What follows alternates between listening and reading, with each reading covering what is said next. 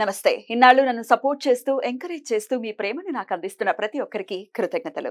అలాగే ఈ వీడియో కూడా ఖచ్చితంగా మీకు ఉపయోగపడుతుంది. లైక్, షేర్ అండ్ సబ్స్క్రైబ్ చేసి మీ సపోర్ట్‌ని నాకు అందించండి. అలాగే ఈ వీడియో పట్ల మీకున్న అభిప్రాయాన్ని కామెంట్ సెక్షన్‌లో కామెంట్ చేసి తెలియజేయండి. ఇప్పుడు వీడియోని చూద్దాం. నమస్తే, వెల్కమ్ టు అవర్ ఛానల్. ప్రస్తుతం మనతో పాటు లత గారు, అలాగే శ్రీపాద వల్లభ దత్త భక్తులు మనతో పాటు ఉన్నారు. ఒకసారి వాళ్ళ ఎక్స్పీరియన్స్ ఒకసారి అడిగి తెలుసుకుందాం. అక్క ముందుగా నమస్తే అక్క. నమస్తే. జై గురుదత్త. జై గురుదత్త. నమస్తే అండి. నమస్తే అండి. జయ గురుదత్త. అయితే శ్రీపాద శ్రీవల్లభ దత్తపీఠం అసలు భారతదేశంలోనే మొదటి దత్తపీఠం అని చెప్పుకోవచ్చు. అంటే శ్రీపాదుడి రూపంలో దత్తపీఠాలు ఉంటాయి, కానీ శ్రీపాదుడి రూపంలో ఉన్నది లత గారు స్థాపించినటువంటి శ్రీపాద శ్రీవల్లభ దత్తపీఠం. అయితే అక్కడ స్వామి ఆ అందమైన రూపాన్ని చూస్తే అసలు రెండు కళ్ళు చాలవు అని అనిపిస్తుంది. చాలా ముగ్ధ మనోహరుడిగా అక్కడ కొలువు తీరి ఉన్నాడు. అయితే అక్కడ ఉండటమే కాదు, వచ్చినటువంటి భక్తులు, ఆర్తితో వచ్చినటువంటి భక్తులు ఎలా అయితే కోరుకుంటున్నారో, ఎవరైతే సమస్యలతో వస్తున్నారో చాలా చాలా త్వరితగతిన సమస్యల్ని తీర్చేస్తున్నారు అనటంలో ఎటువంటి సందేహం లేదు. వీరందుకు ఒక ఉదాహరణ అని చెప్పుకోవచ్చు. వారి ఎక్స్పీరియన్స్ ని ఈ రోజు మనతో పాటు షేర్ చేసుకోబోతున్నారు. అసలు ఎలా దర్శించుకున్నారు, ఎలా తెలిసింది దత్తపీఠం గురించి, అసలు ఏం జరిగింది వాళ్ళ జీవితంలో మిరాకిల్ అనేది తెలుసుకుందాం. అంతేనాక? అంతే, తప్పకుండా. Before Sripada, after Sripada. అంతే, ఒక లైన్ ఉందా జీవితంలో? జీవితంలో. ఓకే, ముందుగా మీ పేరండి? నా పేరు మోహన. మోహన గారు. సార్ మీ పేరండి? రాజేశ్వర్ గారు. చెప్పండి మోహన గారు, ఏంటి ఎప్పుడు మీకు అసలు దత్తపీఠం గురించి ఎలా తెలుసు, లత గారి గురించి ఎలా తెలుసు, ఎలా మీరు వెళ్ళారు అక్కడికి? నేను రెడ్ టీవీలో చూసాను. మీ ప్రోగ్రామ్ ఎపిసోడ్లు మొత్తం చూస్తాను నేను. టెన్షన్ పడకండి, లేకపోతే ఒక పని చేయండి, ఇది ఇచ్చేయండి అక్క. మీరు ఏమీ లేకుండా, మైక్ లేకుండా ఇది ఒకసారి పట్టుకోండి. కంటిన్యూ. ఎలా తెలుసు అసలు మీకు దత్తపీఠము, ఎలా తెలుసు లత గారు, మీరు ఎలా వచ్చారు ఇక్కడ? రెడ్ టీవీలో చూసాను, మీ ఇద్దరు ఎపిసోడ్లు చూస్తున్నాను. ఓకే, రోజు చూసేదాన్ని. ఓకే, రోజు చూసేవారు వీడియో? రోజు చూస్తాను. ఎప్పుడు వెళ్ళాలా అనుకునేదాన్ని. అట్లా చూసి వచ్చాను దత్తపీఠానికి. వెళ్ళాను. ఎటువంటి సమస్యలతో మీరు ఇబ్బంది పడుతున్నటువంటి సందర్భం, అసలు ఏం జరిగింది? హెల్త్ బాగాలేదు, బ్రెయిన్ లో నరం డ్యామేజ్ అయింది. దానికోసం నాకు కూడా కొంచెం హెల్త్ బాగుండడం లేదు, తీసుకొని వచ్చాను అమ్మ దగ్గరికి. అక్కడికి వచ్చాక వచ్చిన రోజు కూడా షేక్ అవుతున్నారు, కూర్చోడానికి గానీ చాలా ఇబ్బంది పడుతున్నారు. ఇక్కడికి వచ్చిన కాడ నుంచి చాలా బాగుంది, కొంచెం నడవడం గానీ హెల్త్ కూడా చాలా బాగుంది. ఇద్దరికి కూడా స్వామిని చూస్తే మీకు అనిపించినటువంటి ఎలా అనిపించింది? చాలా మనశ్శాంతిగా ఉంది. వచ్చేటప్పుడు ఎంతో బాధతో వచ్చాము, కానీ ఆ టెన్షన్ ఇప్పుడు లేదు. ఓకే, ఇప్పుడు ప్రశాంతంగా, చాలా ప్రశాంతంగా ఉంది. ఒకసారి వారితో కూడా మాట్లాడతాను. నమస్కారం అండి. నమస్కారం. నా పేరు రాజేశ్వర్ అండి. నాకు హెల్త్ ప్రాబ్లం ఉంది. ఏంటండి ప్రాబ్లం? ఈ హెడ్ లో నర్వ్ ప్రాబ్లం ఉంది. Nerve problem. ఓకే. దానికని నేను చాలా బాధపడుతూ ఉండేవాడిని. అట్లాగే మేమిద్దరం కలిసి తెప్పించడానికి రావాలి అని అనుకున్నాము. అయితే మేము అడ్రస్ తెలియదు, మేము మీ టీవీలో చూసాము. చూసినా కానీ మాకు క్లియర్ గా అనిపించలేదు. ఆ తులసి రెసిడెన్సీ అనగానే మమ్మల్ని ఎక్కడికో తీసుకెళ్లాడు.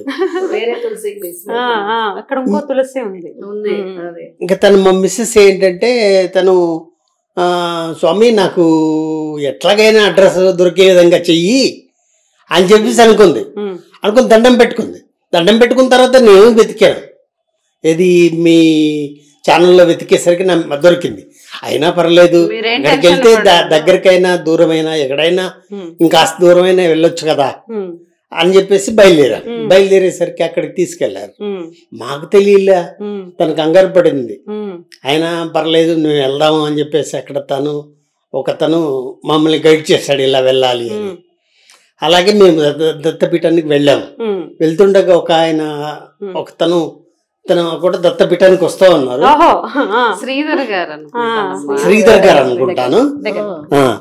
తను మమ్మల్ని తీసుకెళ్లారు. తీసుకెళ్ళి మేము కూడా వెళ్తున్నాం, రండమ్మా మేము కూడా వెళ్తున్నామని తీసుకెళ్లారు. తీసుకెళ్ళి ఇంకా అమ్మగారి దగ్గరికి వెళ్ళాము. వెళ్ళి మేము స్వామిని చూసాము. అసలు నేను ఎక్కడ కూడా ఇంత ఇంప్రెస్ అవ్వాల. అట్లాగా ఇప్పుడు ఏంటంటే స్వామిని చూసేసరికి ఇప్పుడు మాకు మా పరిస్థితులు చాలా దారుణంగా ఇప్పుడు తన ఆరోగ్య పరిస్థితి రోజు రోజుకు ఏమవుతుందో, ఒక రోజు ఒక మాదిరిగా, ఇంకో రోజు ఒక మాదిరిగా, అంటే రోజు ఒక సమస్య. ఆ సమస్యలన్నీ ఇప్పుడు లేవు. ఆ సమస్యలన్నీ కూడా ఇప్పుడు లేకుండా పోయినాయి. ఇప్పుడు అప్పుడప్పుడు కూడా మమ్మల్ని పరీక్షిస్తున్నారు. ఏంటంటే దత్తపీఠానికి వెళ్లకుండా కూడా చేస్తున్నారు. అడ్డంకులు కూడా వస్తున్నాయా? అట్లా కూడా వస్తే స్వామి నన్ను ఎట్లాగైనా తీసుకెళ్ళు అని చెప్పి తను దండం పెట్టుకుంటాం. దండం పెట్టుకుంటే మళ్ళీ వచ్చేస్తున్నాం. అట్లా జరుగుతుందమ్మా. ఇప్పటి వరకు అయితే ఎలా ఉందండి ఇప్పుడు హెల్త్? ఇప్పుడు నాకైతే ఇప్పుడు అమ్మ బొట్టు పెడుతూ ఉంటే నేను షేక్ అయ్యేవాడిని, కానీ అప్పుడు ఈ షేకింగ్ లేదు. ఆ షేకింగ్ తగ్గింది. అసలు నేను కూడా తల అసలు షేక్ అయిపోయేది. షేక్ అవుతావు, మనిషి కూడా ఎప్పుడు పడిపోతారో అని నేను కుర్చీలో కూర్చోబెట్టండి, కుర్చీలో ఇప్పుడు ఇంతసేపటి నుంచి నుంచునే ఉన్నారు. నిల్చొనే ఉన్నారు. ఎన్ని రోజులు అయిందండి మీరు అసలు దత్తపీఠానికి వెళ్ళి? ఫస్ట్ టైం వెళ్ళింది ఎప్పుడు? 3 weeks అయింది కదా. అంతేనా? పారాయణం స్టార్ట్ చేసిన రోజే వచ్చాము. క్షిప్ర ప్రసాదకుడుగా ఉన్నాడు స్వామి. అంటే దర్శనం మాత్రం చేతనే స్వామి అనుగ్రహం అలా పరిపూర్ణంగా. అదే అంటే ఎట్లయినా నన్ను తీసుకువెళ్ళి దత్తపీఠానికి అమ్మ దగ్గరికి వెళ్ళి మిస్సెస్ ఎట్లాగోనా మనం వెళ్ళాలి అని అనుకున్నాం. ఇద్దరం వెళ్ళాం. ఇప్పుడు వెళ్ళడంలో మాకు మంచి జరుగుతుందని మేము అనుకున్నాం. మేము అక్కడ మీ వీడియోలు చూసేసరికి అసలు చాలా ఆశ్చర్యపోయాం. మీ వల్ల అమ్మ దగ్గరకు వచ్చారు. అంతా మా వల్ల ఏం లేదు, అంతా ఈశ్వరుడిది. ఈ ప్లాన్ అంతా వారిది. అక్కడ ఒకళ్ళు ఉన్నారు కదా పై ఫ్లోర్ లో. అమ్మ దగ్గరకు వచ్చిన కాడి నుంచి ఏం కాదు, మీకు తగ్గిపోద్ది అని చెప్పారు. అసలు అప్పటి నుంచి ఏంటంటే డైలీ వాళ్ళ వారి గురించి ఒక బాధ ఉండేది. ఇంకొకటి మనశ్శాంతి కూడా లేదు. మనశ్శాంతి లేదు అని అంటే మాలో మాకే పడదు. అయ్యో, అలాంటప్పుడు ఇప్పుడు బాగున్నారు. కొన్ని ఉంటాయి ఏ భార్య భర్తలకైనా కొంచెం కానీ ఇప్పుడు ఏదైనా దత్తపీఠానికి వచ్చిన తర్వాత తగ్గిపోయింది. ఇద్దరు చక్కగా ఉన్నారు. So cute. అంటే నరాలు ఎప్పుడు యాక్టివేట్ అవ్వాలి, వాకింగ్ చేయాలి, ఎప్పుడు కూడా యాక్టివేట్ అవుతూ ఉండాలి. ఇప్పుడు మనశ్శాంతిగా ఉన్నారు, ఆరోగ్యం కూడా కుదుటను పడుతుంది. అమ్మగారు కూడా మళ్ళీ ఒకసారి శోభయాత్ర కూడా వెళ్ళాను. శోభయాత్రలో కూడా నేను వాళ్ళతో పాటుగా నడిచాను. నేను నడిచేవాడిని కాదు అసలు. ఆ రోడ్లు మరీ వర్షము, తర్వాత రాళ్ళు రప్పలు, అంటే చెప్పులు లేకుండా నడవడం అనేది చాలా ఇబ్బంది. అపార్ట్మెంట్ లోనే 5-10 minutes కంటే ఎక్కువ వాకింగ్ చేయరు అసలు. అలాంటిది పల్లకి సేవకు తిరిగాను, ప్లస్ శోభయాత్రకు కూడా తిరిగారు. రెండింటికి తిరిగాను. కంగ్రాచులేషన్స్. చాలా సంతోషం. సప్తాహ పారాయణం మొత్తం చేసాము. చెప్తున్నా. మెయిన్ ఏంటంటే రోజు నాకు మోహన గారు చెప్పింది ఏంటంటే మా వారు రోజు పడుకునేవారు, నిద్ర ఎక్కువ పోయేవారు. పీఠంకి వచ్చిన కాడి నుంచి యాక్టివ్గా ఉంటున్నారు. అలా నిద్రపోవటం వల్ల ఆయన అసలే బ్రెయిన్ ప్రాబ్లం ఉంది, ఇంకెక్కడ దానికి ఇదవుతారని వీడు రోజు టెన్షన్ పడి రోజు గుండెల్లో దడ, ఆ భయానికి దడ ఉండేది. ఆ దడ అనేది ఇప్పుడు ఎప్పుడైతే లేచి తిరుగుతున్నారో రాజేశ్వరరావు గారు, ఆ దడ అనేది పోయింది. మేము సంతోషంగా ఉన్నాము, పడుకోకుండా యాక్టివ్గా ఉంటున్నారు. 7:30-8 కల్లా టిఫిన్ పెట్టేసేదాన్ని. ఎప్పుడు టాబ్లెట్స్ వేసుకునే వాళ్ళు నిద్రపోయేవాళ్ళు, మళ్ళీ 11కి అట్లా లేసేవాళ్ళు.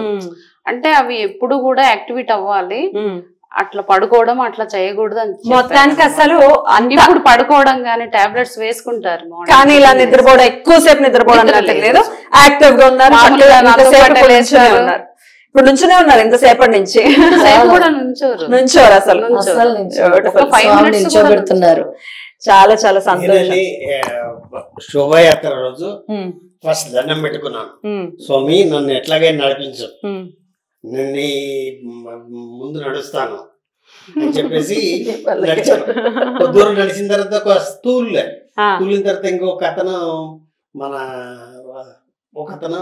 నన్ను సార్ మీరు కూర్చోండి మరి ఇబ్బంది పడద్దు అని అన్నారు. అనగానే తనకి పాపం కంగారు వచ్చేసింది, ఇంకా నన్ను పట్టుకుని నడవడం మొదలైంది. అయినా మేము అప్పటి వరకు బాగా నడిచాం. నెక్స్ట్ డే కూడా వచ్చాం కదా. నెక్స్ట్ డే కూడా వచ్చాం. ఇప్పుడు కంటిన్యూ రెగ్యులర్ గా మేము దత్తపీఠానికి వస్తూ ఉన్నాం.